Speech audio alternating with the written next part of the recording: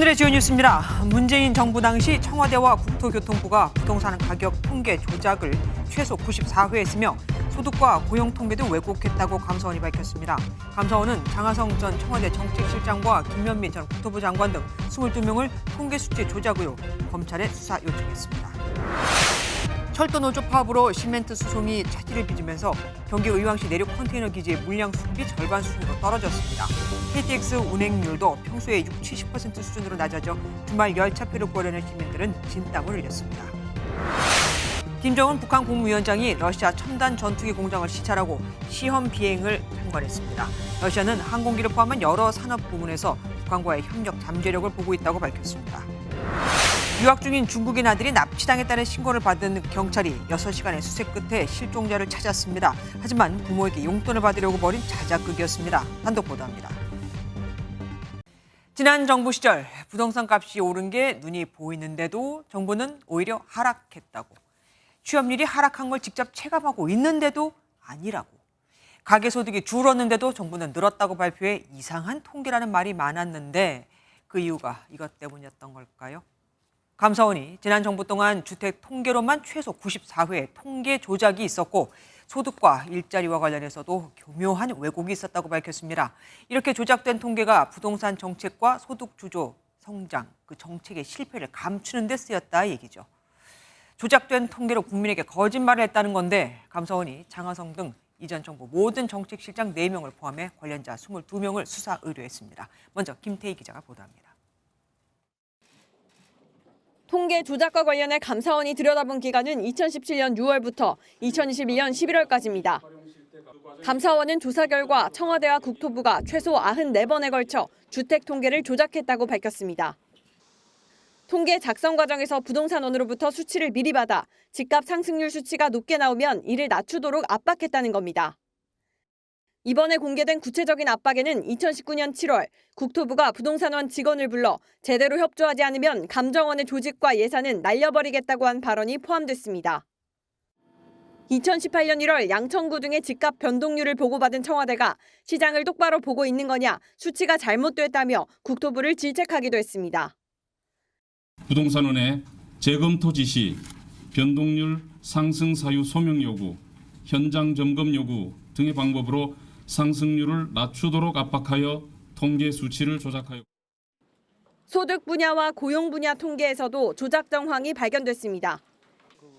이에 따라 감사원은 장하성, 김수현, 김상조, 이호승 등 전 청와대 정책실장 4명과 김현미 전 국토부 장관 등 전현직 공무원 22명을 통계법 위반과 직권남용, 업무방해 혐의로 검찰에 수사 요청했습니다.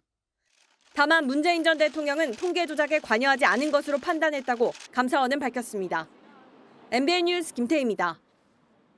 그렇다면 당시 부동산, 소득, 고용 통계는 어떤 식으로 왜곡이 됐을까요? 통계 숫자가 가리키는 방향은 그대로 두고 일부만 조금씩 손을 대는 수준이 아니었습니다. 자신들이 원하는 통계 수치를 내기 위해 기초 자료를 입력하는 단계에서부터 조작이 이루어졌고 일부 수치는 아무 근거 없이 말 그대로 창조되기도 했습니다. 이어서 안병욱 기자가 보도합니다. 종합부동산세를 올리고 과세 대상 범위를 늘린 문재인 정부의 9.13 부동산 종합대책. 하지만 2018년 당시 주택시장의 상승세는 꺾이지 않았습니다. 이런 상황에서 부동산원은 가격이 오를 때는 호가를 변동률에 반영하지 않고 하락할 때는 호가를 반영하는 식으로 문재인 정부 부동산 대책이 효과가 있는 것처럼 통계를 조작했습니다. 이번에 9.13 조치는 실소유자 중심으로 주택시장을 개편하는 정책을 펴나가고 있습니다. 그 결과 지금 주택시장의 상당 부분 안정 국면으로. 이렇다 보니 부동산원 통계와 KB 주택 통계 사이 차이가 크게 발생했는데 2008년에서 2012년 사이 두 통계 간 격차는 평균 0.4%포인트였지만 2017년 이후에는 15.2%포인트로 약 38배 증가했습니다. 통계청은 문재인 정부 출범 직후 가계소득이 감소하자 계산 방법을 수정했습니다. 가계소득이 상대적으로 높은 취업자가 있는 가구에 새로운 가중값을 추가로 곱해 소득을 늘린 건데 이는 표본 설계를 임의로 바꾼 것이었습니다. 고용통계에서는 통계청장까지 나섰습니다. 문재인 정부의 비정규직의 정규직화 정책에도 비정규직이 급증하자 통계청의 조사 방식에 문제가 있다고 정치적 해석을 덧붙였습니다. 금년도 3월부터 실시한 병행조사의 효과로 그동안 포착되지 않았던 기간제 근로자를 추가로 포착하여 약 35만에서 50만 명이 추가된. 감사원 감사 결과에 대해 부동산원과 통계청 모두 특별한 입장이 없다고 말을 아꼈습니다. MBN 뉴스 안병기입니다.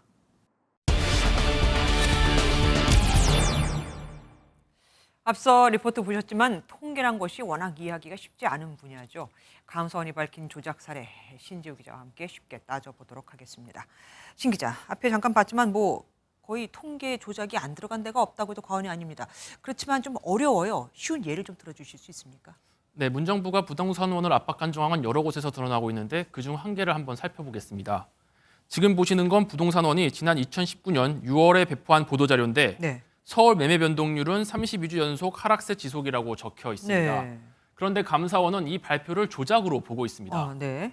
2018년 9월 13일 부동산 대책 발표 이후 변동률이 6월 셋째 주쯤 보합으로 전환되자 국토부가 마이너스 변동률로 해주면 안 되겠냐며 부동산원을 압박했던 겁니다.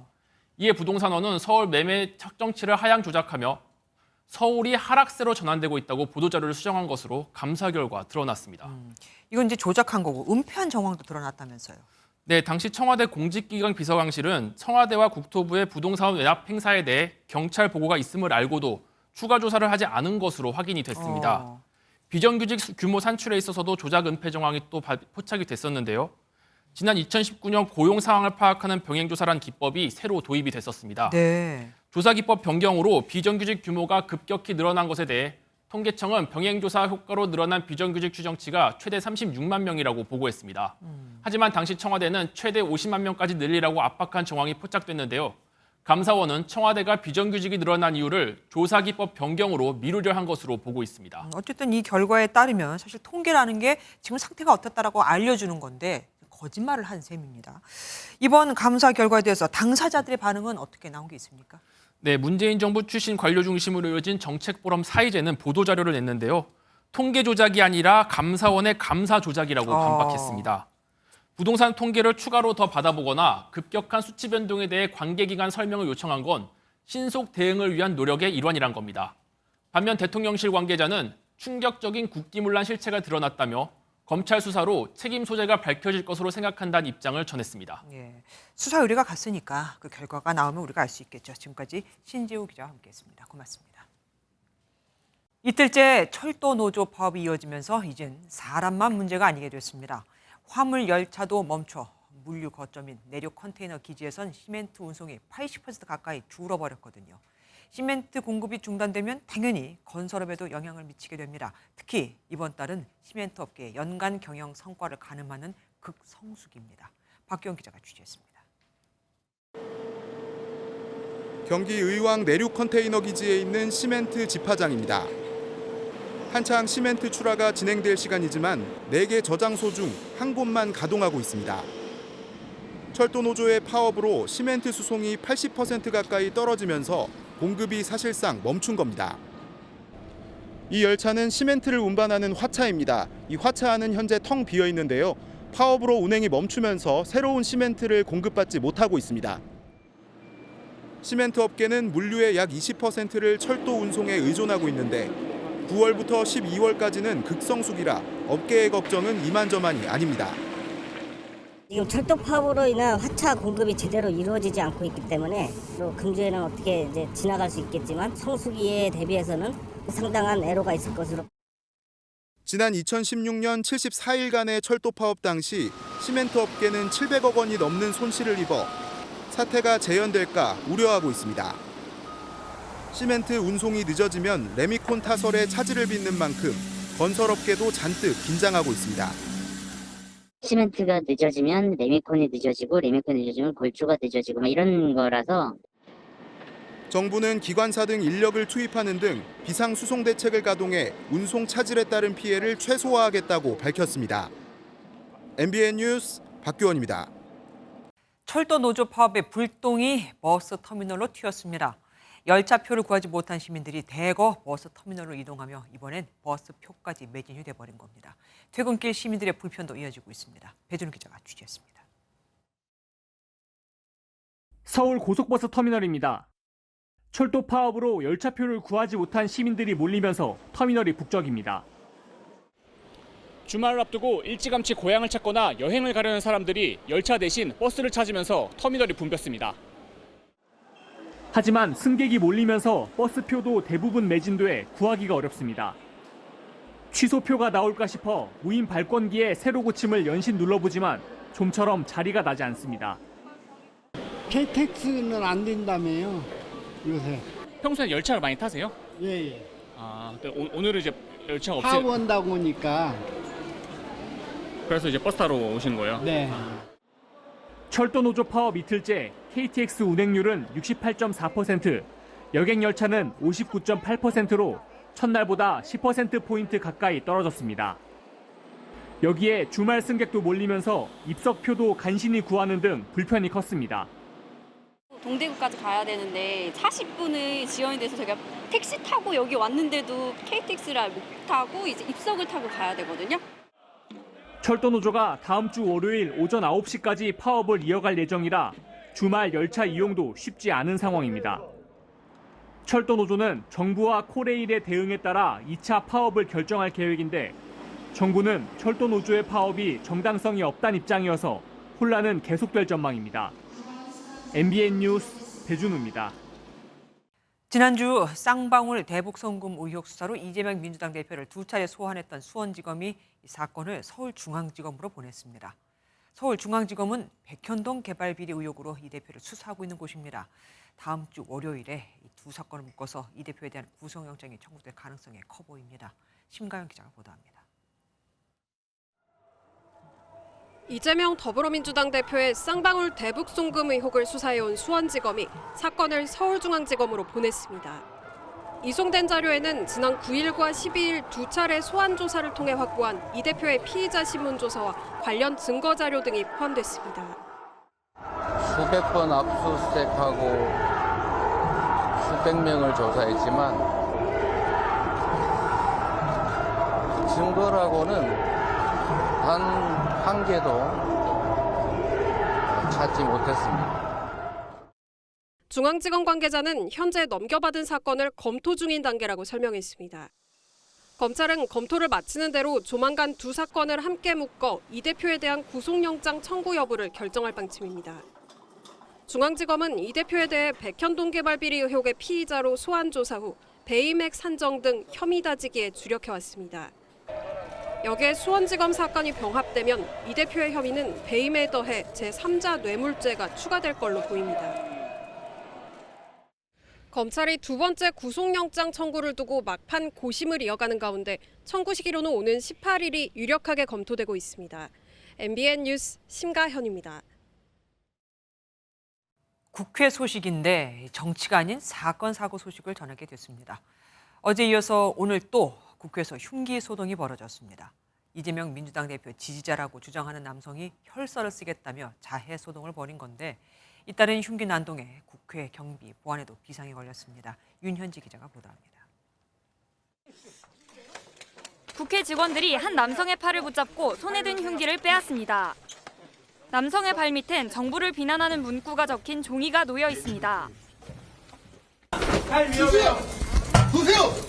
팔 놓으세요. 놓으시라고. 놓으세요. 오늘 낮 12시쯤 서울 국회의사당 안에서 70대 남성이 흉기를 꺼내 들고 자해를 시도했습니다. 이 남성은 혈서를 쓰겠다며 흉기를 꺼내 들었는데 국회 방호과 직원과 민주당 직원들의 제지로 남성이 손가락을 베인 것 외에 다친 사람은 없는 것으로 전해졌습니다. 앞서 어제 저녁 7시 50분쯤 서울 영등포경찰서는 이재명 더불어민주당 대표의 단식농성장 앞에서 흉기를 휘둘러 경찰 2명을 다치게 한 50대 여성을 체포했습니다. 김진표 국회의장은 입장문을 내고 국회 흉기 난동은 민주주의에 대한 심각한 위협이라며 이런 사태가 재발하지 않도록 필요한 모든 조치를 취하겠다고 밝혔습니다. 하지만 이 같은 입장문에도 국회에서 흉기 난동이 또 발생한 겁니다. 국회는 한동안 경내 모든 집회를 금지하고 단식 천막 철거를 요청하는 한편 검문 검색을 강화하겠다고 전했습니다. MBN 뉴스 윤현지입니다.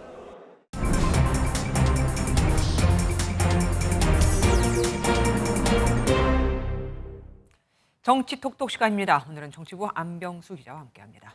어서 오십시오. 민주당이 최고위원회의를 서울 강서구에서 했습니다.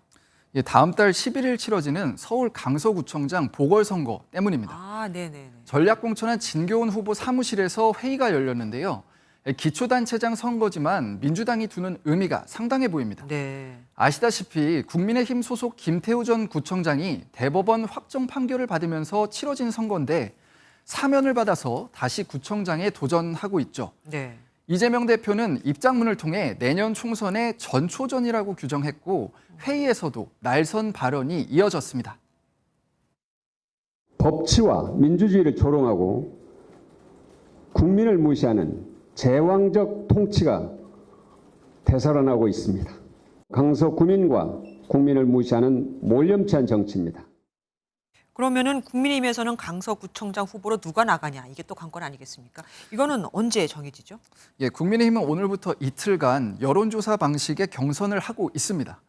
김태우 전 강서구청장과 김진선 서울 강서병 당협위원장 그리고 김용성 전 서울시 의원이 출사표를 던졌습니다. 당원과 지역 유권자의 뜻을 물어서 모레 결과를 발표합니다. 예, 강서구청장 자리지만 여야 모두 관심이 크죠. 예, 그 내년 총선을 앞두고 수도권에서 유일하게 치르는 선거입니다. 민심이 어떤지 살펴볼 수 있는 기회인데 국민의힘은 공천을 할지 말지부터 고심을 했습니다. 맞아요. 선거 결과에 따라서 수도권 위기론을 불식시킬 수도 그리고 더 키울 수도 있기 때문입니다. 민주당은 이재명 대표 체제에 대한 중간 평가를 받는 셈이고요. 제3당 후보가 나올 가능성도 변수입니다. 신당은 물론 정의당 등에서 여러 후보가 나오면은 누구에게 유리할지 셈법이 복잡한데 내년 총선에 축소판이 될 수도 있을 것 같습니다. 관심이 집중될 수밖에 없겠습니다. 이번에는 개각 후보자 얘기도 좀 해볼게요. 신원식 국방장관 후보자 오늘 첫 번째 출근을 했죠. 예, 신 후보자는 국방부 육군회관 사무실로 첫 출근을 했습니다. 과거 극우 성향 단체 집회에서 문재인 전 대통령이죠. 원색적인 비난을 했는데 사과는 끝내 하지 않았고 국방정책 소신은 이어갔습니다. 9.19 군사 합의에 대한 어떤 군사적 취약성이 그동안 군에서 여러 가지 보완책을 내놓았습니다만 한번 전반적으로 보고 추가적으로 보완할 거 있으면 최단 시간에 보완하겠습니다. 청문회장에서 제 입장을 밝히겠습니다. 이철규 국민의힘 사무총장은 머리카락 하나 정도를 그 사람의 전부로 평가할 수는 없다며 지원 사격했습니다. 민주당은 국군을 지휘할 역량도 없고 가치관도 부적절하다고 비판을 이어갔습니다. 어쨌든 현재 차기 국방장관 후보자가 지금 나온 거 아닙니까? 그런데 민주당에서는 지금 현 국방장관에 대해서 탄핵을 추진하겠다고 했었잖아요. 이건 어떻게 되는 겁니까? 예, 민주당은 이 장관에 대한 탄핵 추진을 철회를 했습니다. 예, 신 후보자의 지명을 민주당의 해임 요구를 사실상 받아들였다고 봤고 또 안보 공백 우려도 반영을 한 건데요. 국민의힘은 마음에 들지 않으면은 탄핵부터 외치고 보는 민주당의 고질병이라고 비판했습니다. 네, 잘 들었습니다. 지금까지 정치부 안병수 기자와 함께했습니다. 고맙습니다. 윤석열 대통령이 6.25 전쟁 인천 상륙작전 재현 행사를 주관하며 우리의 자유와 평화가 다시 도전에 직면했다고 주장했습니다. 군사협력에 나선 북러를 겨냥한 겁니다. 또 캠프 데이비드 회동 이후 강화된 한미일 안보 협력을 통해 힘에 의한 평화를 구축하겠다고도 밝혔습니다. 원주희 기자가 다녀왔습니다. 상륙 돌격 장갑차가 물살을 헤치며 나아가고 그 위로 연막탄이 터집니다. 곧이어 헬기가 뜨고 고속 상륙정이 해변으로 돌격합니다. 73년 전 인천 상륙작전이 재현되는 모습에 박수가 쏟아집니다. 윤 대통령은 인천 상륙작전을 공산 세력의 침략으로 풍전등화에 놓인 대한민국을 살려낸 작전이라고 평가했습니다. 하지만 이를 통해 지켜낸 자유와 평화는 북핵과 미사일, 공산 세력 등에 의해 다시 도전에 직면해 있다고 말했습니다. 공산 세력과 그 추종 세력, 반국가 세력들은 허위 조작과 선전 선동으로 우리의 자유민주주의를 위협하고 있습니다.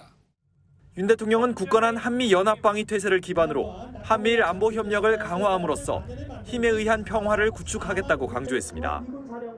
군사협력으로 밀착하는 북러에 맞서 단호하게 대응하겠다는 의지를 밝힌 것으로 풀이됩니다. 현직 대통령이 인천 상륙작전 전승 행사를 주관한 건 이번이 처음인데 그만큼 6.25 참전 용사들을 기리고자 하는 윤 대통령의 의지가 강했다고 대통령실은 전했습니다. 이런 가운데 한미 외교, 국방 차관들도 국내에서 한자리에 모여 북러 군사협력에 대해 가장 강력한 우려를 표명한다며 반드시 대가가 따를 것이라고 경고했습니다. MBN 뉴스 원중입니다. 이번 방문 목적은 러시아와의 군사협력 및 기술 이전이다. 이걸 전혀 숨기지 않고 있죠. 북한 김정은 위원장이 푸틴 대통령과 정상회담 뒤 첫 일정으로 러시아의 전투기 공장을 시찰했습니다. 현지에서는 김 위원장이 다음 방문지인 블라디보스토크로 가는 길에 인근 공군기지에 들릴 가능성이 있다는 말도 나오고 있습니다. 장동건 기자가 보도합니다. 김정은 위원장의 전용 열차는 오늘 오전 하바롭스크주의 산업도시 콤소몰스크 나아무레에 도착했습니다. 하바롭스크주는 지난 2001년과 2002년 김정일 국방위원장이 두 차례 다녀간 지역이기도 합니다. 기차역에서 김 위원장을 기다리던 지역 학생들은 2019년 방러 때처럼 환대와 우정을 의미하는 빵과 소금을 쟁반에 담아 건넸습니다. 김 위원장은 곧바로 러시아의 첨단 다목적 전투기 수호이 57과 민간 항공기 등을 생산하는 유리 가가린 공장을 찾았습니다. 전투기 최종 조립 공정과 시험 비행을 참관했는데 정상회담을 마치고 바로 전투기 공장을 찾은 건 러시아와 협력해 공군력 강화를 모색하겠다는 뜻으로 해석됩니다. 안내를 맡은 러시아 산업장관도 항공 분야 등에서 북한과 협력할 가능성이 있다고 밝혔습니다. 6시간가량 머물다 떠난 김 위원장은 내일 정오 전후로 블라디보스토크에 도착할 전망입니다. Во Владивостоке и там тоже там такая военная часть по линии Министерства обороны, но она заключается просто в демонстрации возможностей Тихоокеанского флота. 김 위원장은 최신 함정 사열이라는 최고 수준의 예우를 받고 극동 연방대학교를 방문한 뒤 방러 일정을 마무리할 것으로 알려졌습니다. MBN 뉴스 장동건입니다. 병원에서 약을 처방받고 어느 약국에서 약을 살까 정하는 건 환자지요. 그런데 서울의 한 종합병원에서 특정 약국만을 가도록 유도하는 우스꽝스러운 일이 벌어지고 있습니다. 일부러 병원 정문을 닫아놓고 후문만 열어 한 약국으로만 환자들이 갈 수 있게 해놓은 건데 당연히 이유가 있겠죠. 안정모 기자가 단독 취재했습니다. 서울의 한 종합병원 정문 앞 약국. 한 여성이 들어오더니 은밀한 제안을 시작합니다. 뭐라 그러냐, 병원이랑 관계 좀 가져온다. 근데 이 여성의 정체는 종합병원 이사장 A씨. 처방전이 꽤 많아요. 우리가 얘네가 병원에서 이렇게 로비들을 하거든. 그 환자들 이른바 처방전 몰아주기를 하겠다는 겁니다. 하지만 이 제안을 거부했다가 코로나19 차단을 이유로 닫혔던 병원 정문이 지금도 여전히 막혀 있다고 토로합니다. 정문을 닫아놨잖아요. 지금 세상에 어느 2차, 3차 병원이 지금 코로나 핑계대고 정문을 닫아놓습니까? 대로변에 위치한 병원 정문입니다. 후문을 이용하라는 안내문과 함께 문 안쪽에도 휠체어가 빽빽이 들어선 모습입니다. 멀쩡한 정문이 막혀 있어 후문 쪽 약국을 이용하는 환자가 대부분입니다. MBN 취재 결과 후문 쪽 약국이 병원과 거래한 정황도 확인됐습니다. 여기 왜 매약 안 갔다 오냐고 물어봤더니 여기 아빠가 돈 매겨갖고 저기 뭐야 처방 일로밖에 안 온다고. 병원 측은 담합 의혹을 전면 부인했지만 직접 진료를 받아보니 후문 쪽 약국으로 유도하고 있었습니다. 나가셔서 왼쪽에 약국은 바로 있어요. 네. 취재진이 따져묻자 석연치 않은 답변만 늘어놓습니다. 발열 체크 때문에 여기다 오픈을 하다 보니 거기에 우리가 익숙해져 있고 여기를 열어놓으면 겨울에 너무 추워가지고 환자가 요구했을 때 병원이 인근 약국을 종합해 안내하는 것은 합법이지만 특정 약국을 먼저 소개하는 건 약사법상 담합 행위. 하지만 담합 의심 신고를 접수한 송파보건소는 경찰에 수사를 의뢰하지 않은 것으로 확인됐습니다. MBN 뉴스 안정모입니다. 이처럼 병원이 약국에 요구하는 돈을 그들 사이에선 병원 지원금이라고 부릅니다. 병원을 개업할 때 2억 원을 내면 약국의 처방전 월 1,000장을 보장해 주겠다. 뭐 이런 식이죠.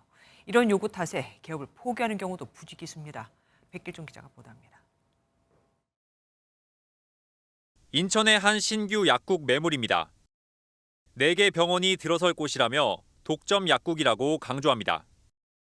보증금은 1억 5천만 원인데 총 3억 8천만 원을 준비하라고 합니다.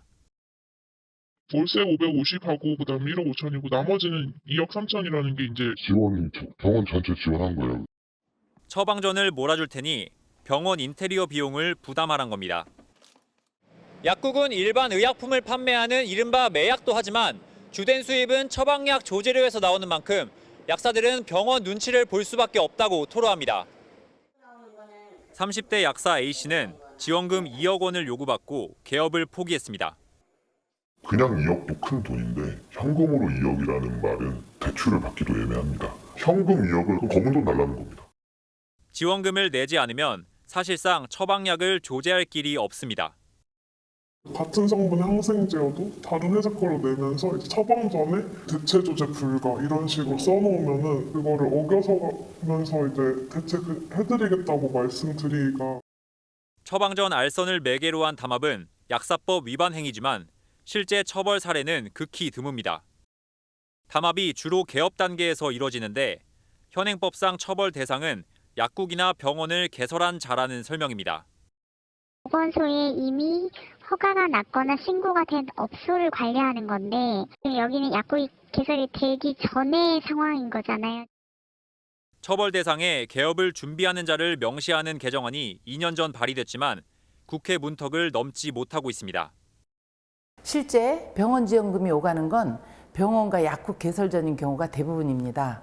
약사들의 개업을 막는 지원금 관행을 근절하려면 처벌 대상을 넓혀야 합니다. 관행처럼 굳어진 병원의 지원금 요구를 처벌하는 제도적 보완이 절실합니다. MBN 뉴스 백길종입니다. 일명 병원 지원금, 이 내용 취재한 백길종 기자와 더 자세히 알아보겠습니다.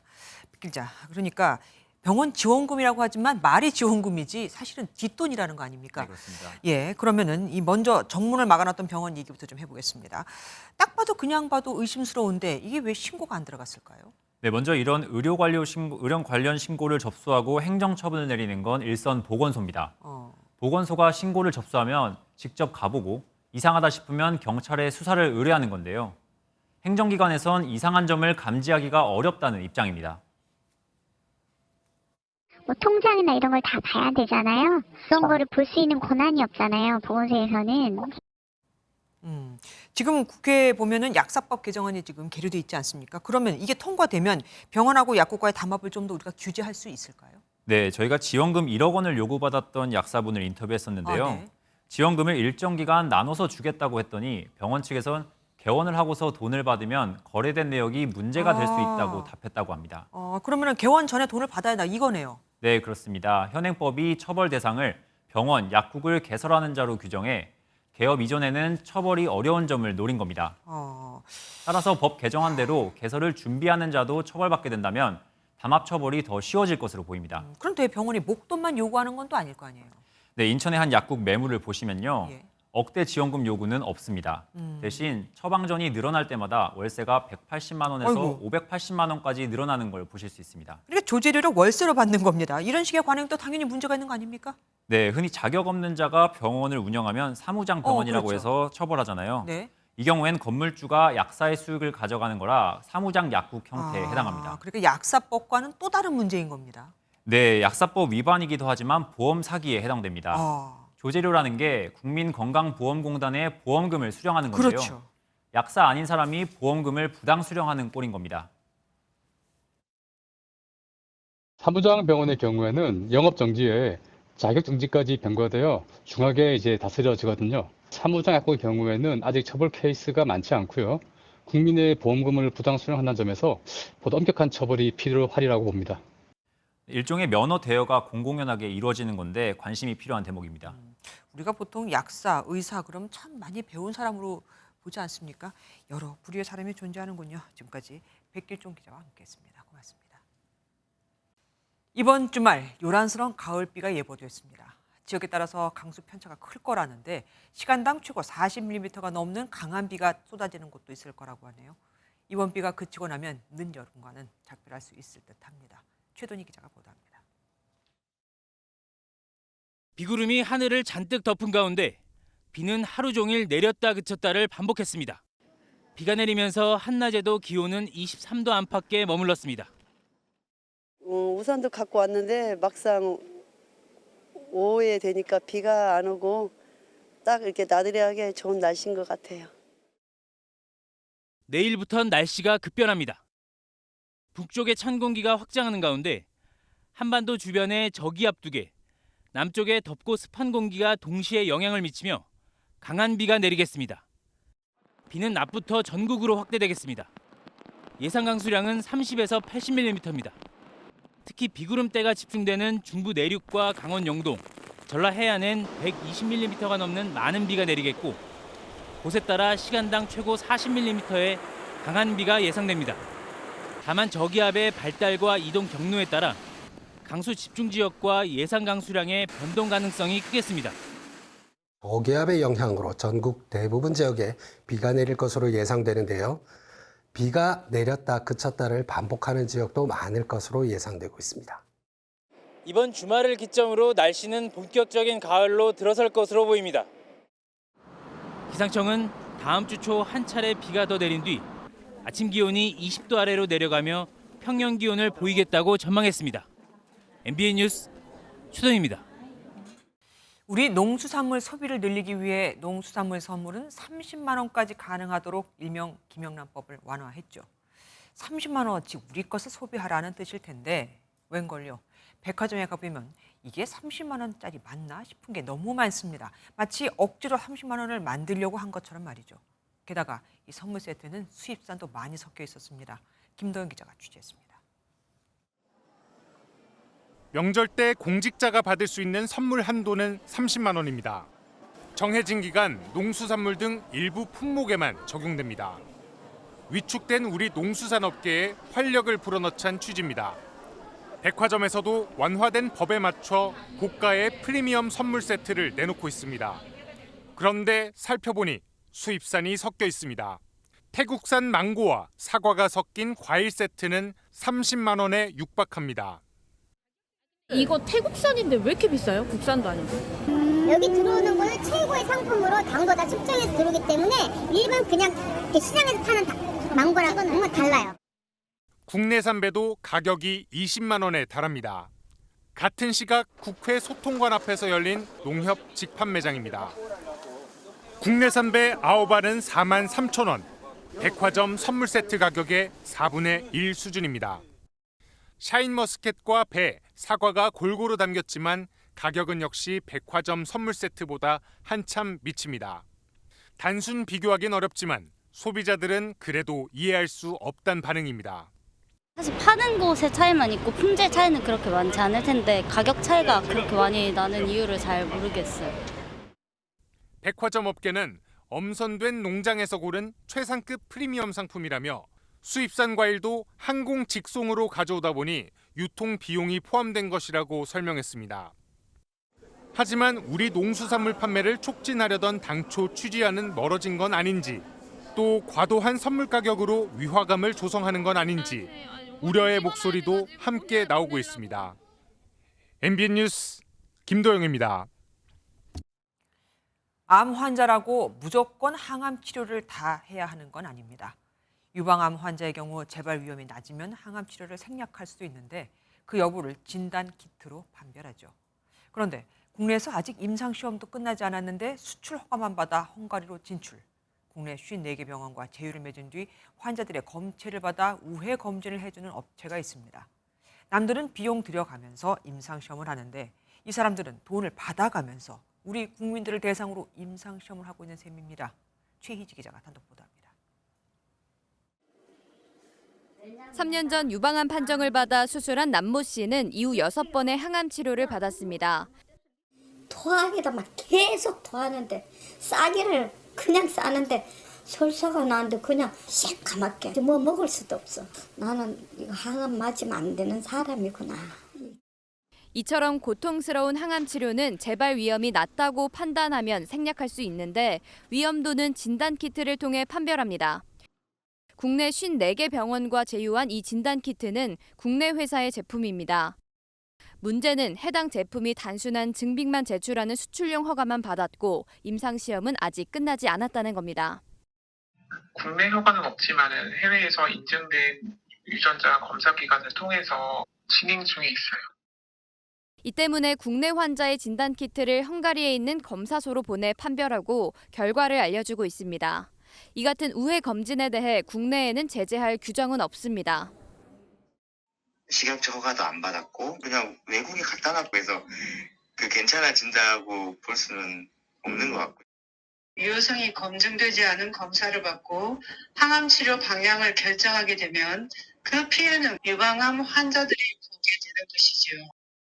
문제가 불거지자 식품의약품안전처는 뒤늦게 국내 허가 없는 해외 검사 서비스에 대해 실태 조사에 나서겠다고 밝혔습니다. MBN 뉴스 최희지입니다. 주택에서 일가족으로 보이는 5명이 숨진 채 발견됐습니다. 60대 남편과 50대 아내 그리고 20대 자녀 3명으로 파악이 됐는데요. 취재기자 연결해보겠습니다. 정주영 기자, 이게 무슨 일입니까? 시신 언제 발견된 겁니까? 네, 전남 영암의 한 농촌마을 주택에서 시신 5구가 발견된 건 오늘 오후 4시쯤입니다. 이웃 주민의 112 신고로 경찰이 출동했는데요. 숨진 사람은 60대 남성 김모 씨와 50대 여성, 그리고 20대 남성 3명으로 남편과 아내, 아들 3명입니다. 현장엔 다량의 혈흔이 있었고 외부인이 침입한 흔적은 발견되지 않았습니다. 아들인 20대 남성 3명은 지체장애 등 모두 장애를 갖고 있었고 장애 정도가 심한 걸로 전해졌습니다. 아버지인 60대 남성은 농업인으로 파악됐는데 다른 마을에 사는 여성을 상대로 성범죄를 저지른 혐의로 경찰 조사를 앞둔 상태였습니다. 경찰 관계자는 김 씨가 이틀 전 경찰 소환 요구에 불응했다면서 조만간 출석할 예정이었는데 숨진 채 발견됐다고 전했습니다. 경찰은 현장 감식과 부검을 통해 정확한 사망 원인을 찾겠다고 밝혔습니다. 지금까지 전국부에서 전해드렸습니다. 악성 민원에 시달리다 극단적 선택을 한 대전 초등학교 교사의 추모 행사가 대전시 교육청 인근에서 열렸습니다. 숨진 교사는 4년간 가해 학부모 2명으로부터 방문이나 전화, 국민 신문고를 통해 무려 14차례나 민원을 받았던 것으로 확인됐습니다. 김영현 기자가 보도합니다. 감사합니다. 비가 내리는 궂은 날씨에도 국화를 든 동료 교사와 학부모, 시민단체 관계자들이 한자리에 모였습니다. 추모사가 이어지자 눈시울을 붉힙니다. 설동호 대전시 교육감이 무대에 오르자 참석자들이 등을 돌리고 야유를 보냅니다.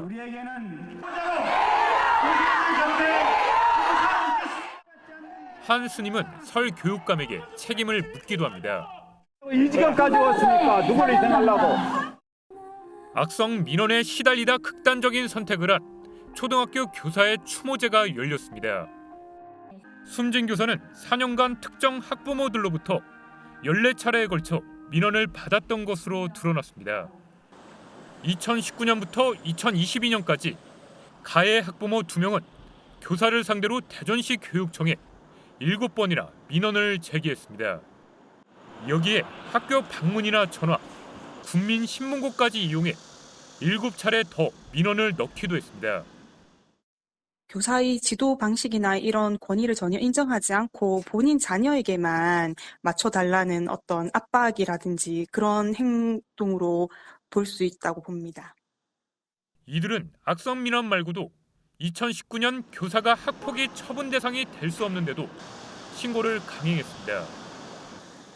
이후 교사의 행동을 문제 삼아 아동학대 혐의로 경찰에 고소장을 제출하기까지 했습니다. 교사는 학교 측의 도움 없이 10개월간 이어진 수사기관의 조사 끝에 무혐의 처분을 받았습니다. MBN 뉴스 김영현입니다. 학생에게 술집에서 추는 춤 같다 하고 너희가 벌거벗고 수업을 들으면 교권 침해냐 하고 하는 등 성희롱과 상습 폭언을 한 혐의를 받는 교사 관련 보도 이어드리겠습니다. 이 교사는 자신이 교권 침해를 당하고 있다며 자신을 고소한 학생들에게 되레 고소하겠다고 한 것으로 전해졌습니다.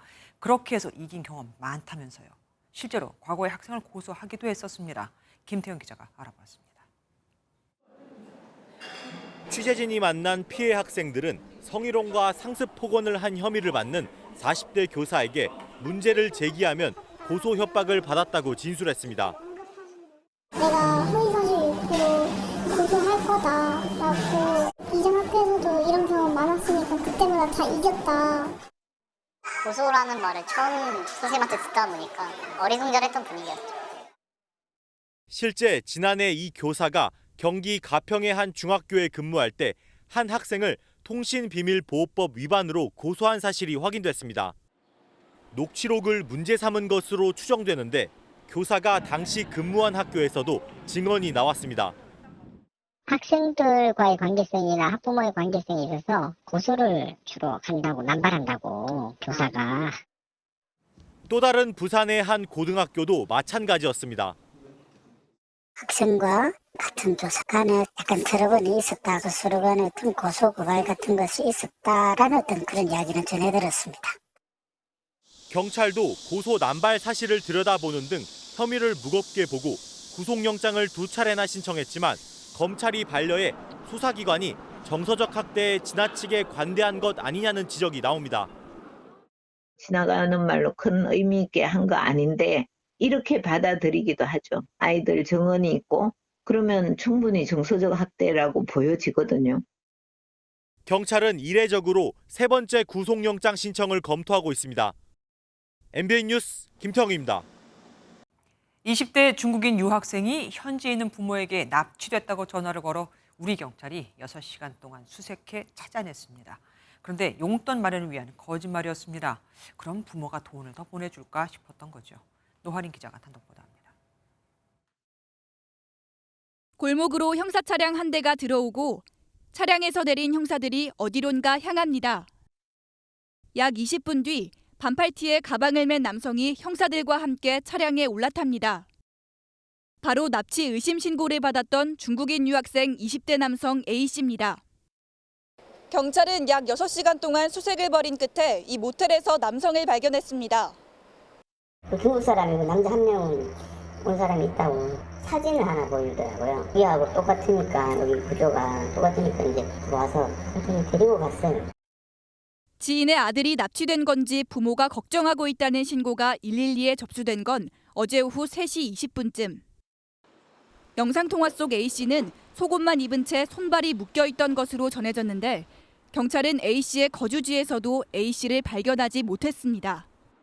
하지만 이는 A씨의 납치 자작극으로 드러났습니다. A씨는 부모에게 용돈을 받기 위해 모텔방을 빌려 이러한 행각을 저지른 것으로 알려졌습니다. 경찰은 A씨가 직접 신고한 게 아니어서 공무집행방해 혐의는 성립되지 않는다고 설명했습니다.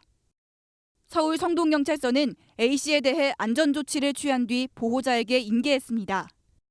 MBN 뉴스 노아린입니다. 얼굴에 손을 올리게 한 뒤 때려서 상처가 나지 않게 하고 목을 졸라 기절시키고 무슨 조폭 얘기냐고요? 아닙니다. 중학교 1학년생이 같은 반 친구에게 상습적으로 폭력을 행사하며 한 짓입니다. 노승환 기자가 취재했습니다.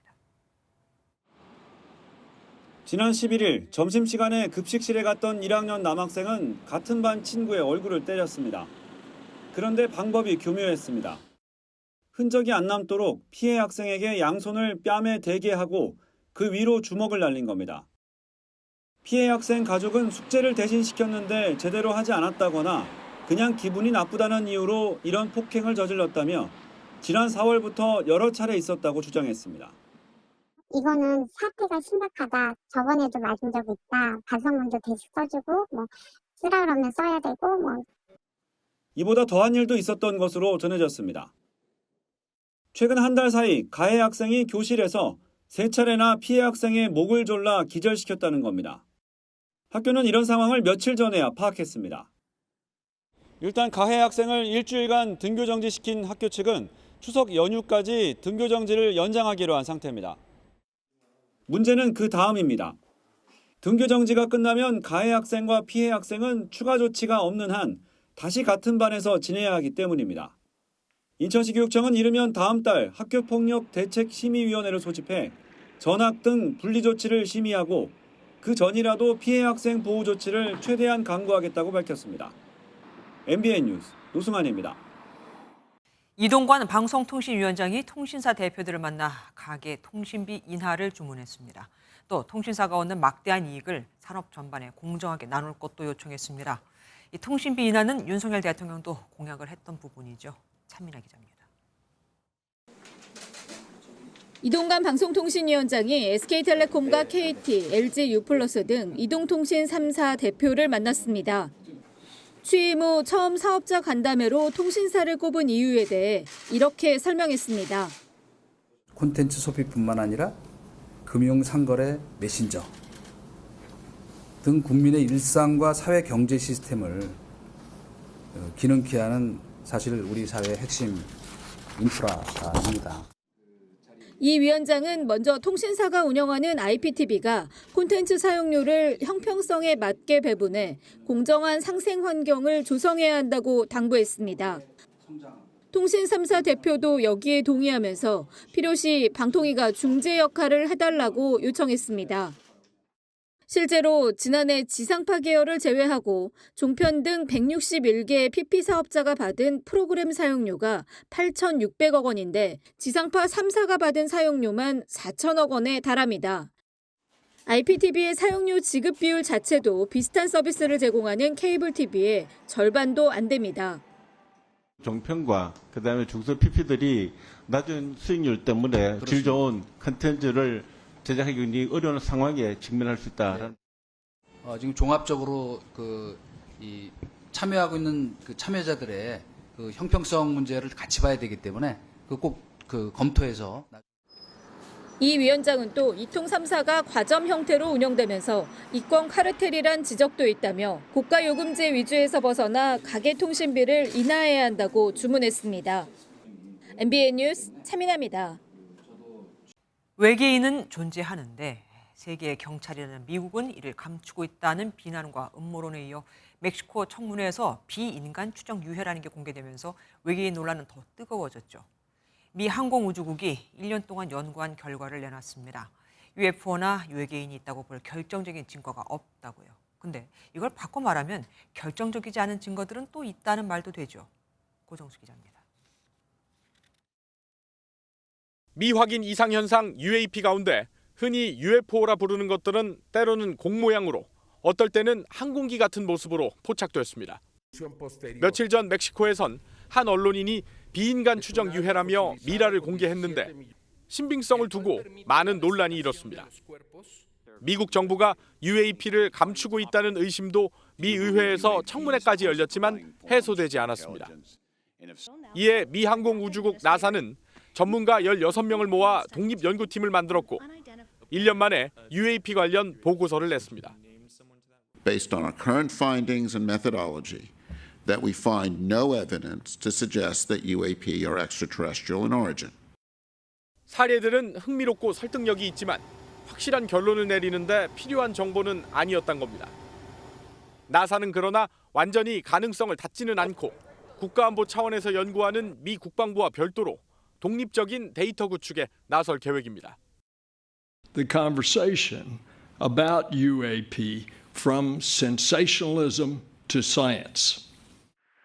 나사는 첫 전담 연구 책임자를 임명했고 인공지능과 기계학습을 활용한 정교한 분석 결과를 투명하게 공개하겠다는 계획입니다. MBN 뉴스 고정수입니다. 며칠 전 중국 남부를 휩쓴 폭우 때 농장에서 악어 70여 마리가 집단 탈출했습니다. 지금까지 절반 정도를 잡았는데 이 말은 아직도 30마리 이상이 그 지역 일대를 배회하고 있다는 뜻도 되겠죠. 베이징에서 윤석정 특파원입니다. 사람들이 배를 타고 조심스레 이동합니다. 이내 강에서 엄청난 크기의 악어 한 마리를 잡아 올립니다. 중국 남부 광둥성 마오밍시에서 지난 주말 내린 폭우로 악어 농장의 울타리가 무너지며 악어 71마리가 집단 탈출했습니다. 어제까지 36마리를 잡았지만 여전히 35마리는 마을 곳곳에 숨어 있습니다. 专业的捕捉鳄鱼的专业队等等和镇村干部到我们鳄鱼池的周边进行巡查。目前为止捕捉了30条，2条呢幼儿的。 마오밍시는 농장 주변에 51개 감시 초소를 설치하고 무장 경찰과 소방관, 민병대 등 천여 명을 투입해 악어들을 찾고 있습니다.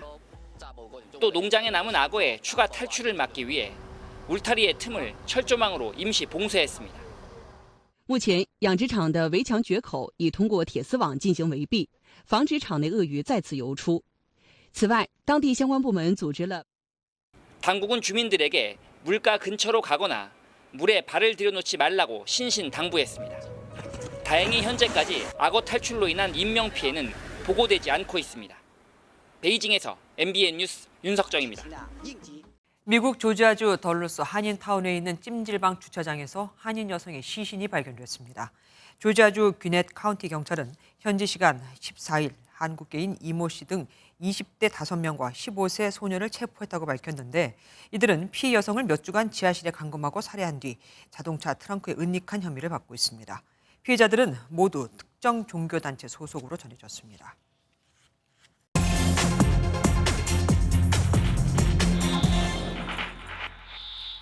경제 뉴스를 쉽고 재미있게 또 알차게 전해드립니다. 경제기자 M 최윤영입니다. 이번 주 주제는 미술품 보러 왔어요. 수천억 원 거래입니다. 지난 주말까지 서울이 세계적인 핫플이었던 것 아십니까? 미술과 관련된 사람들, 셀럽, 그리고 돈이 몰리면서 서울이 전 세계 미술품 시장의 핫플 장터가 됐습니다. 해외 각국 미술관 인사들과 중국 큰손, 미주 유럽 컬렉터 2만여 명이 서울에 몰렸고 수천억 원의 미술품이 실제 팔린 것으로 추정되고 있습니다. 현장에 같이 가보시죠. 서울에서 열렸던 아트페어. 해외와 국내 300여 개의 갤러리가 참여해 미술품을 팔기 위해 선보인 미술품 장터입니다. 쿠사마 야요입, 핑크팬더 등 한 번쯤 들어봤을 법한 작품들과 함께 피카소와 세잔의 드로잉 모음, 나비날개 작품, 파란 구슬 조각 등에는 관람객들의 긴 줄이 만들어졌습니다. 신기했어요. 오른쪽에서 보면 아래가 없어지고 왼쪽에서 보면 위쪽이 없어졌어요. 작품들이 너무 좋은 것 같은데 미술에 관심 있는 분들이 점점 많아지는 것 같아서 점점 서울이 좀 예술의 도시가 되어가는 것 같아서. 아트페어는 코엑스에서 4, 5일간 열렸는데 명품 유통업체들도 부스를 차렸고 이 일대 호텔은 만실이었습니다. 서울 한남동 등 주요 갤러리에는 밤 늦게까지 아트 파티를 즐기는 외국인들로 넘쳐서 여기가 한국인가 싶은 분위기였습니다. 우리나라 미술 시장에 대한 외국인들의 관심은 상상 이상이었습니다. 만나보시죠. Part of the success of this fair is the city and the rich cultural landscape. So many people like to come to Seoul, but the art community here I think is very strong. Collectors have been collecting art from the 80s. We have a nice young audience who are really into culture. 한국 미술 시장은 아시아 미술의 중심인 홍콩을 위협할 정도로 성장하고 있습니다. 세계 3대 미술품 경매 회사 모두 서울에 사무실을 차렸습니다. 아시아가 굉장히 새롭고 또 커지는 마켓이고요. 거기에 한국이 굉장히 큰 몫을 또 차지하는 것 같아요. 국제 갤러리들도 굉장히 많이 들어와 있고 또 소더비는 23년 만에 다시 이제 사무소를 들어왔습니다. 한국이라는 미술 플랫폼, 시장으로서의 플랫폼이 국제화될 수 있다면 한국에서 거래되는 미술품의 양 자체가 굉장히 성장할 수 있는 가능성을 지니는 거죠. 부대적인 어떤 가치 창출이 훨씬 더 많아질 수 있는 것이죠. 한국 미술 시장이 커지면서 아트테크에 대한 관심도 높아지고 있습니다. 한 시중은행의 아트뱅크. 미술품 테크와 수장고 사업이 본격화하고 있습니다. 은행은 어떤 자산가들의 취미 또는 관심에 대한 어떻게 지원이라는 개념에서 투자라는 개념으로 조금 서비스를 저희가 확장하고 있습니다. 시장 규모로 본다면은 지금보다 적어도 한 서너 배 이상 커질 수 있다고 보고 있고요. 미술품을 지분 형태로 쪼개 투자하는 일명 조각 투자 증권도 하반기 중 발행될 것으로 예상됩니다. 미술품이라는 자산이 과거에 수백 년 전부터 투자가 이루어졌던 그런 자산이고요. 조각 투자라는 투자계약 증권이라는 형태로 대중들이 소액으로 접근할 수 있게 됐죠. 미술이 보고 즐기는 관람의 대상을 넘어 금과 달러, 주식처럼 또 하나의 재테크 수단으로 자리 잡아가려는 모습입니다. 지금까지 경제기자 M이었습니다. 1년이 넘는 전쟁으로 우크라이나 재건에만 1,000조 원 이상이 들어갈 거라고 하죠. 정부가 제2의 마샬 플랜으로 불리는 우크라이나 재건 사업에 본격적으로 뛰어들었습니다. 우선 해외 인프라 개발 공사는 교통 마스터 플랜을, 한국공항공사는 공항 현대화를, 한국수자원공사는 댐 복구를 돕는 등 6대 재건 프로젝트에 나서기로 한 겁니다. 김경기 기자입니다. 우크라이나 남부 카우카 댐이 곳곳이 끊긴 채로 상부만 일부 드러나 있습니다. 지난 6월 폭발로 붕괴됐는데 쏟아져 나온 물이 일대 마을을 덮쳐 100명이 넘게 숨졌습니다. что теперь ни спать не могу, ни есть не могу, и попасть в квартиру еще свою не могу. 곳곳이 파괴된 우크라이나의 인프라를 재건하는 사업 규모는 9천억 달러, 우리 돈 1,200조 원까지 늘어났습니다. 우리 정부도 본격 뛰어들었습니다. 윤석열 대통령이 지난 10일 G20 정상회의에서 23억 달러 지원을 발표한 데 이어 대규모 민간 합동 대표단이 우크라이나를 방문한 겁니다. 파괴된 카우카댐과 교통망 하수 처리 시설 복구, 보리스필 공항 현대화 등 6대 재건 프로젝트에 착수하기로 양국은 합의했습니다. 여러 가지 우선적으로 지원과 협력이 필요한 리스트들을 가지고 저희들이 검토하고 бізнесу ми зацікавлені, щоб ви більш глибоко входили в українську економіку. 정부를 통하지 않고 민간이 자체적으로 따낸 수주 금액도 상당해 우크라이나 특수를 노리는 기업들의 움직임 역시 분주해질 전망입니다. MBN 뉴스 김경입니다.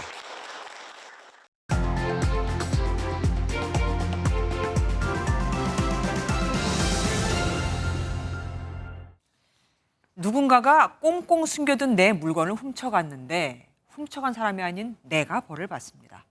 더 잘 숨겨두지 않았다면서요. 빛을 노리시겠죠. 그런데 우리나라엔 실제로 이런 법이 있습니다. 갓 제대한 군인이라는 거짓말을 믿고 미성년자에게 술을 판 경기도 군포 콩나물 국밥집 얘기입니다.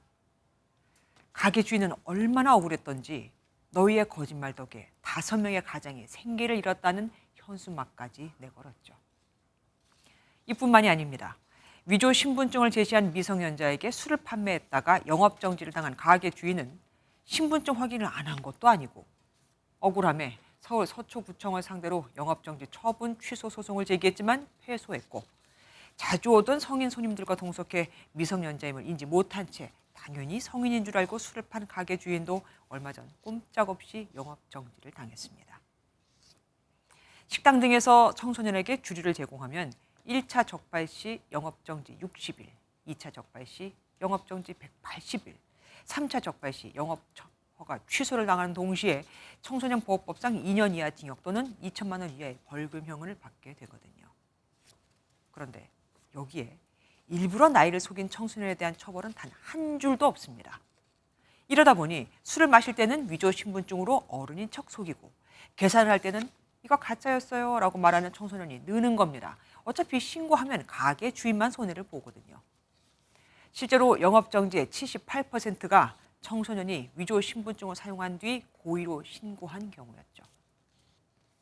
미국에서는 술을 구매하거나 마신 청소년에게 벌금형과 금고형을 내리고 영국은 3번 이상 적발된 청소년에게 최대 5천 유로의 벌금을 물리거나 전과 기록을 남깁니다. 일본은 미성년자의 보호자에게 벌금을 부과해 책임을 묻고 있죠. 천상갑이 지은 죄를 부목이 벼락 맞는다. 밤에 땅을 파기 좋아하는 천상갑이 조상 무덤을 함부로 파헤치는 바람에 하늘에 노여움을 사 아무 죄 없는 무덤가 나무, 이 구목이 억울하게 응징을 당한다는 뜻입니다. 우리는 이런 구목의 한이 어느 정도까지 쌓여야 이 법이 좀 고쳐질까요? 억울한 구목의 한을 모르는 건지 알면서도 모르는 척하는 건지 오늘도 국회는 다른 일로 참 많이 바쁘더군요. 김주아의 그런데 오늘은 자영업자는 누군가의 가장이었습니다. 스포츠 뉴스입니다. 고교생이나 대학생만이 프로야구의 좁은 취업문을 뚫는 건 아닙니다. 남들보다 조금 오래 걸렸지만 꿈을 이룬 미생들을 김한준 기자가 만나봤습니다. 앳된 고교생들 사이로 양복을 입은 선수 2명이 보입니다.